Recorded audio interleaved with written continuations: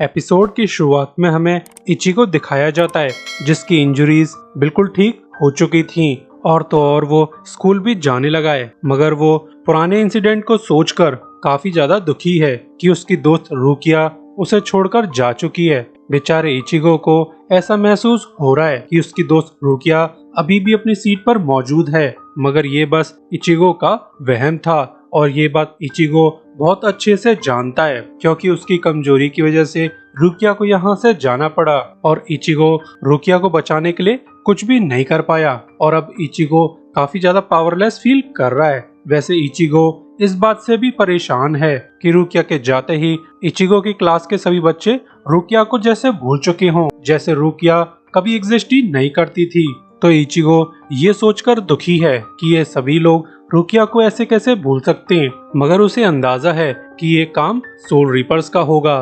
उन्हीं लोगों ने सभी बच्चों के दिमाग से रुकिया की मेमोरीज को इरेज कर दिया है ताकि उसे कोई भी ढूंढने की कोशिश न करे। इसके बाद सभी बच्चे अपने समर वेकेशंस के प्लान बनाने लगते हैं, जिसमें केगो तो एक बीच पर जाने के प्लान बनाने लगता है, मगर कोई भी उसके साथ जाना नहीं चाहता क्योंकि ज्यादातर लोगों के अपने अपने प्लान्स हैं। जैसे इचिको रुकिया को बचाना चाहता है, तात्सुकी जो कि एक टूर्नामेंट में जाने वाली है, और ऐसे ही कर करके सभी लोग केगो के इनविटेशन को रिजेक्ट कर देते हैं। तो ये जानकर बेचारा केगो काफी ज्यादा अपसेट था कि उसके साथ कोई भी छुट्टियां नहीं मनाना चाहता। इसके बाद इचिको अपने घर लौटने लगता है और अभी भी उसके दिमाग में रुकिया से रिलेटेड ख्याल चल रहे थे, मगर तभी यहाँ पर ओरिहिमे आ जाती है जो इचिको से कंफ्यूज होकर पूछती है कि रुकिया कुचकी कहाँ है और सभी बच्चे रुकिया को भूल क्यों गए। तो ये सब सुनकर इचिको काफी ज्यादा हैरान था कि ओरिहिमे को रुकिया अभी तक याद कैसे है। तो ओरिहिमे इचिको को बताती है कि जब लास्ट टाइम तुमने और रुकिया ने मिलकर मुझे मेरे भाई से बचाया था, तब से मैं तुम लोगों को देख सकती हूँ और मैं साथ ही अजीब अजीब मॉन्स्टर्स को भी देख सकती हूँ, यानी मुझे तुम्हारे बारे में सब कुछ पता है। तो ये सुनकर इचिको ओरिहिमे को सारी बातें बताने लगता है कि रुकिया कुचकी हमारी दुनिया को बिलोंग नहीं करती।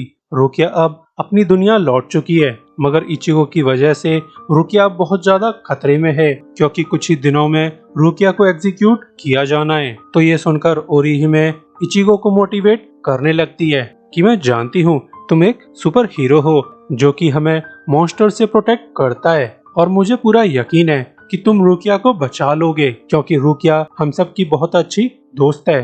तो ये सुनकर इचिको फुल मोटिवेट हो जाता है कि अब वो हर हाल में रुकिया को प्रोटेक्ट करके रहेगा, चाहे उसके लिए उसे कुछ भी करना पड़े। वहीं सोल वर्ल्ड में रेंजी टेढ़ा टेढ़ा एक प्रिजन की तरफ जा रहा था। रेंजी रुकिया से मिलने जा रहा है क्योंकि रुकिया और रेंजी बचपन के अच्छे दोस्त हैं, या यूं कहूँ तो ये दोनों चाइल्डहुड स्वीटहार्ट्स हैं। तो रेंजी यहाँ आकर रुकिया को हंसाने की कोशिश करने लगता है क्योंकि उसे अंदाजा है कि रुकिया इस टाइम बहुत ज्यादा पेन में है क्योंकि वो अपने दोस्तों से अलग हो चुकी है और तो और उसे सजाए मौत भी दी जानी है। तो रुकिया रेंजी से पूछती है कि क्या मैं सच में मरने वाली हूँ।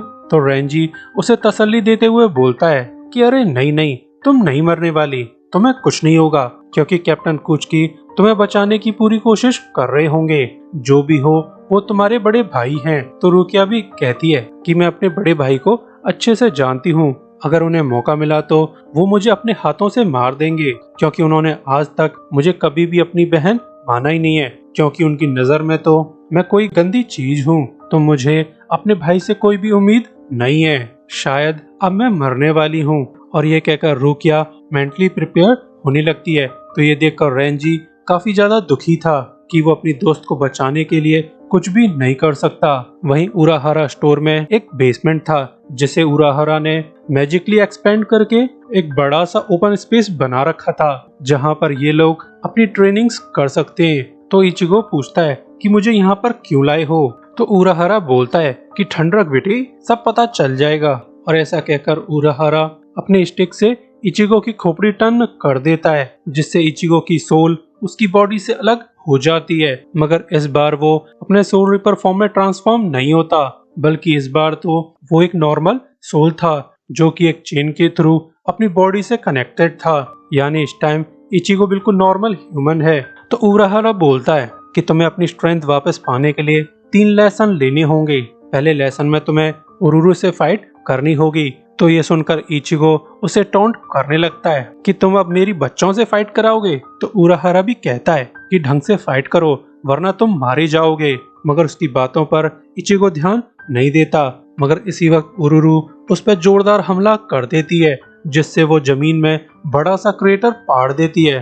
तब जाकर हमें पता चलता है कि इस छोटी सी लड़की में बहुत ज्यादा पावर्स हैं, जो कि बेचारे इचिगो को दौड़ा दौड़ा कर मारती है। और ऐसे ही पिटते पिटते इचिगो की पावर्स लौटने लगती हैं। तो उराहारा इनकी बैटल को रुकवा देता है, ये कहते हुए कि तुम्हारा लेसन 1 पूरा हुआ, अब चलते हैं लेसन 2 पर। मगर तभी अचानक से तेसाई इचिगो की सोल चेन को काट देता है, जिसे देखकर इचिगो बहुत ज्यादा घबरा जाता है, क्योंकि सोल चेन के टूटते ही उसका मरना तय हो चुका था। वहीं दूसरी तरफ उराहारा की कैट योरोइची ओरिहिमे और सादो को ट्रेनिंग के लिए ले जाने लगती है। वैसे ये कैट मैजिकल कैट है, जो कि बहुत ज्यादा इंटेलिजेंट है और वो ह्यूमन लैंग्वेज भी बोल सकती है। तो ये लोग जल्द ही ओरियो की ट्रेनिंग प्लेस तक पहुंच जाते हैं, जहां ओरियो एक बोलती बिल्ली को देखकर काफी ज्यादा डर जाता है। और फिर ये लोग ओरियो को सारी बातें बताने लगते हैं कि योरोइची हमें ट्रेनिंग के लिए ले जाने वाली है, क्या तुम भी हमारे साथ ट्रेनिंग पर चलोगे।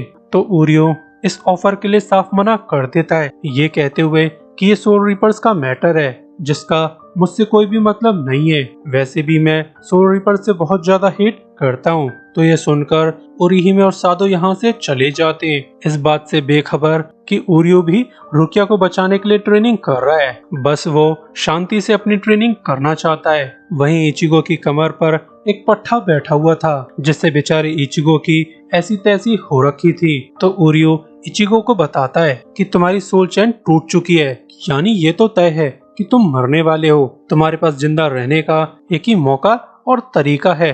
तो ये सुनकर इचिगो काफी ज्यादा कंफ्यूज था। तो ओरियो एक्सप्लेन करता है कि तुम्हें मरने से पहले सोल रीपर में ट्रांसफॉर्म होना होगा, वरना तुम्हें कोई भी नहीं बचा सकता। और ऐसा कहकर इचिगो का सेकंड लेसन चालू हो जाता है, जिसमें ये लोग इचिगो को एक गड्ढे में डाल देते हैं, वो भी तब जब इचिगो के हाथ पूरी तरह से बंधे हुए हों।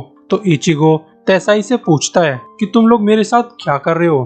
तो तेसाई रिमाइंड करता है कि तुम्हें इसी हालत में इस होल से बाहर निकलना होगा, और इस होल से बाहर निकलने के लिए तुम्हें सोल रीपर बनना ही पड़ेगा, वरना तुम इसी गड्ढे में मारे जाओगे। मगर तभी अचानक से इचिगो को बहुत ज्यादा पेन होने लगता है। तो वो देखता है कि उसकी सोल चैन पर लिटिल माउथ उगाए हैं, जो कि उसकी चैन को धीरे धीरे खाना चालू कर देते हैं। तो ये देखकर इचिगो काफी ज्यादा घबरा जाता है। तो उराहारा ऊपर से रिमाइंड करता है कि तुम्हारे पास 3 दिन का समय है, या तो तुम अपनी पावर्स को जगाकर सोल रीपर बन जाओ, या 3 दिन के अंदर अंदर तुम एक हॉलो बन जाओगे, फिर हमें मजबूरी में तुम्हें मारना पड़ेगा। तो ये जानकर इचिगो काफी ज्यादा गुस्सा और डरा हुआ है। इसी के साथ ये एपिसोड एंड होता है। सो अभी के लिए goodbye, thanks for watching.